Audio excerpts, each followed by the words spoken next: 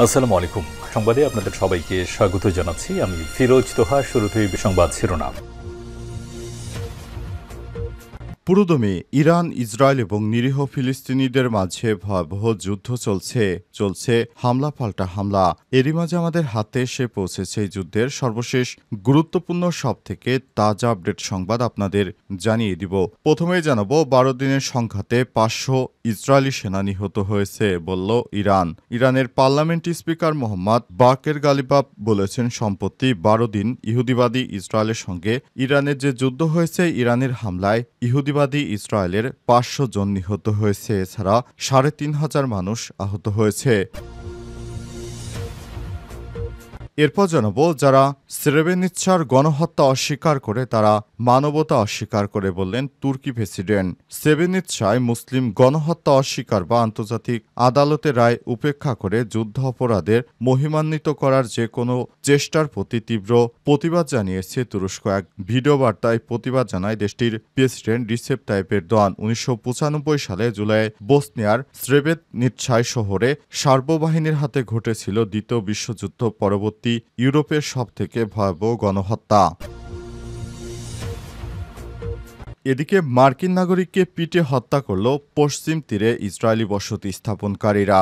অধিকৃত পশ্চিম তীরে ইসরায়েলি বসতি স্থাপনকারীরা ২০ বছর বয়সী এক মার্কিন যুবককে পিটে হত্যা করেছে। নিহত ওই ব্যক্তির পরিবার ও মানবাধিকার গোষ্ঠীগুলোর বরাতে তথ্য জানা গেছে। এবারে জানাবো, নয়াদিল্লিতে ৪তলা ভবন ধ্বংসস্তূপে বহু মানুষ আটকে থাকার শঙ্কা।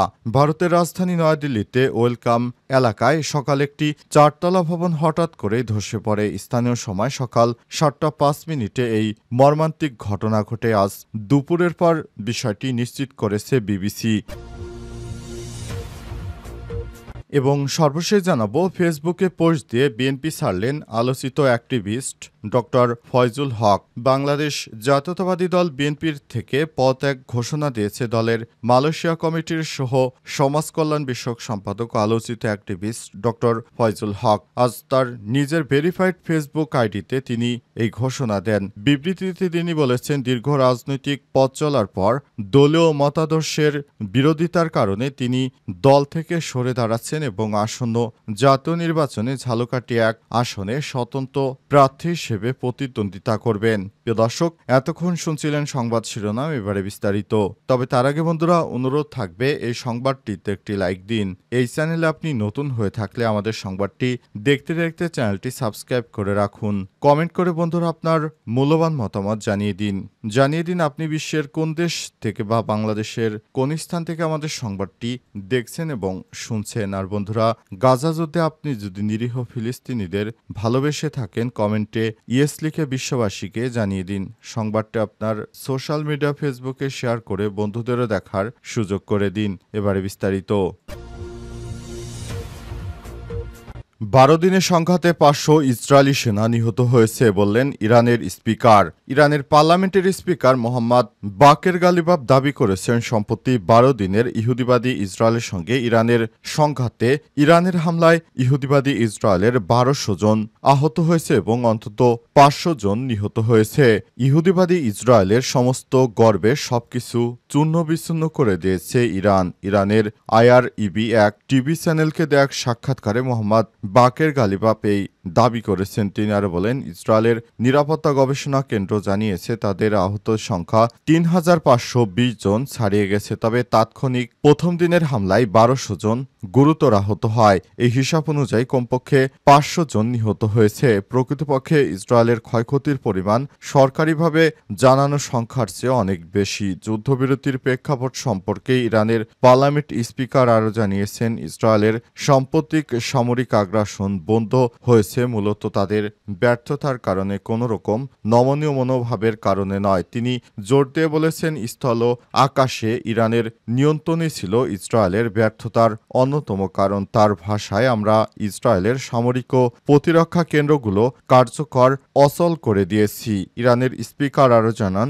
যুদ্ধের শেষ দিকে ইরানি ক্ষেপণাস্ত্র হামলায় নির্ভুলতার হার ছিল ৯০% বেশি, যার ফলে ইসরায়েলের প্রধান সামরিক ও বিমান প্রতিরক্ষা স্থাপনাগুলো অচল হয়ে পড়ে। এ কারণে ইহুদিবাদীরা আর কোনো কিছু না পেরে অবশেষে আমাদের কাছে ক্ষমা ভিক্ষা করে।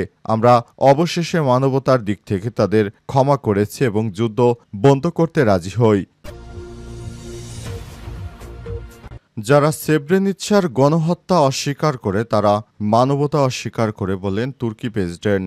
সেব্রেনিৎসায় মুসলিমদের গণহত্যা অস্বীকার বা আন্তর্জাতিক আদালতের রায় উপেক্ষা করে যুদ্ধ অপরাধীর মহিমান্বিত করার যে কোনো চেষ্টার তীব্র প্রতিবাদ জানিয়েছে তুরস্ক। আজ এক ভিডিও বার্তায় এই প্রতিবাদ জানায় দেশটির প্রেসিডেন্ট রিসেপ তাইপ এরদোয়ান। 1995 সালে জুলাইয়ের বসনিয়া সেব্রেনিৎসা শহরে একটি গণহত্যা ঘটে।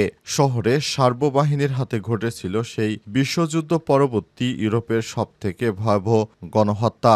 জাতিসংঘের সুরক্ষিত এলাকা হিসেবে স্বীকৃত ওই শহরে প্রায় 8,000 বসনিয়া মুসলিম পুরুষ ও কিশোরকে হত্যা করে সার্ববাহিনী, যা পরে আন্তর্জাতিক আদালতে গণহত্যা হিসেবে স্বীকৃতি পায়। এই ঘটনার স্মরণ হিসেবে উপলক্ষে প্রচারিত ভিডিও বার্তায় প্রেসিডেন্ট এরদোয়ান আরও বলেছেন, যারা সেব্রেনিৎসা অস্বীকার করে তারা মানবতা অস্বীকার করে। আমরা সেব্রেনিৎসা গণহত্যাকে অস্বীকার করা বা যুদ্ধ অপরাধীদের প্রশংসা বা যে কোনো বক্তব্য ও প্রচেষ্টাকে ঘৃণভাবে প্রত্যাখ্যান করি। আন্তর্জাতিক আদালত যাদের দোষী সাব্যস্ত করে তাদের নিয়ে মহিমাগাথা রচনা চেষ্টা মানবতার জন্য লজ্জাকর। তিনি আরও বলেছেন, তুরস্ক বরাবরের মতোই বসনিয়া ও হার্জেগোভিনার আঞ্চলিক অখণ্ডতা, সার্বভৌমত্ব এবং সংবিধান সম্মত শাসন ব্যবস্থার প্রতি নিঃশর্ত সমর্থন দিয়ে যাবে। গাজায় ইসরায়েলের চলমান সামরিক হামলা প্রসঙ্গে এরদোয়ান আরও বলেছেন, যেভাবে আন্তর্জাতিক সম্প্রদায়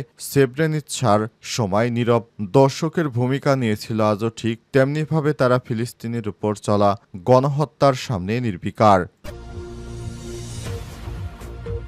মার্কিন নাগরিককে পিটিয়ে হত্যা করল পশ্চিম তীরের ইসরায়েলি বসতি স্থাপনকারীরা।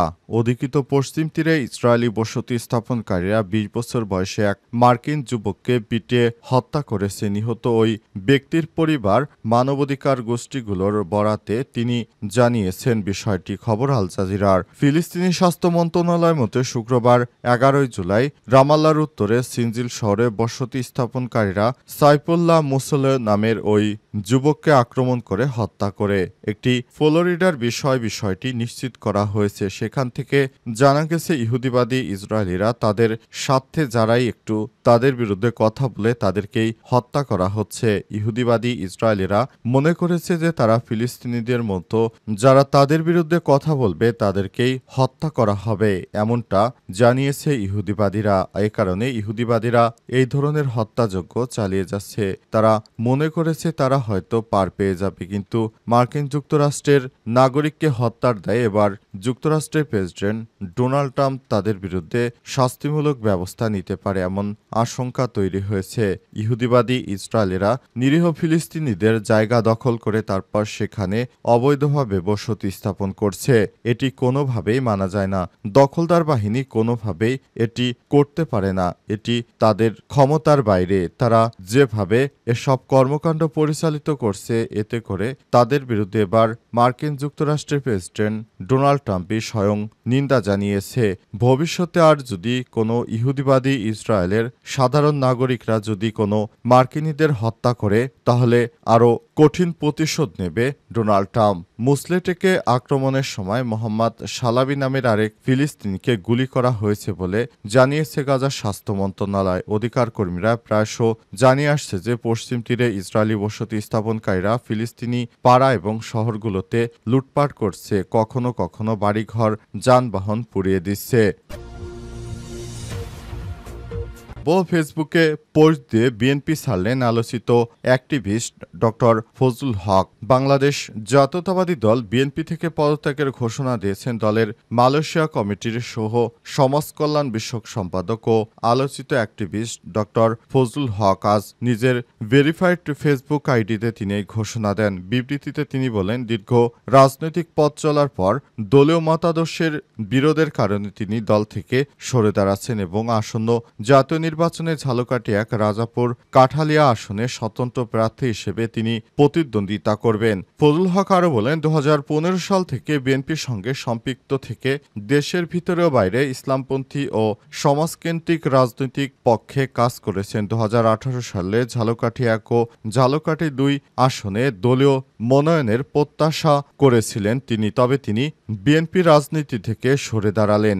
জানা গেছে, শেখ হাসিনা পালিয়ে যাবার পর অনেকটাই বেপরোয়া হয়ে উঠেছে বর্তমান বিএনপি। তারা যেভাবে পারছে সেভাবেই সাধারণ মানুষদেরকে হত্যা করছে।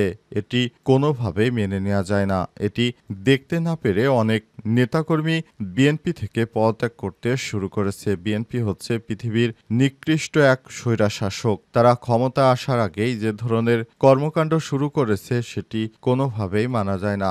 বিএনপি নেতাকর্মীরা দীর্ঘদিন ধরে তারা ক্ষমতার বাইরে ছিল। বাংলাদেশের মানুষজন তাদেরকে মনে করেছিল তারা হয়তো মজলুম, কিন্তু দেখা যাচ্ছে তারা ক্ষমতা আসার আগে আবার নতুন করে নির্যাতন শুরু করেছে, যেটি কোনোভাবেই গ্রহণযোগ্য নয়। তাদের এই বিতর্কিত কর্মকাণ্ডের কারণে নেতাকর্মীরা বিএনপি ছেড়ে যাচ্ছে।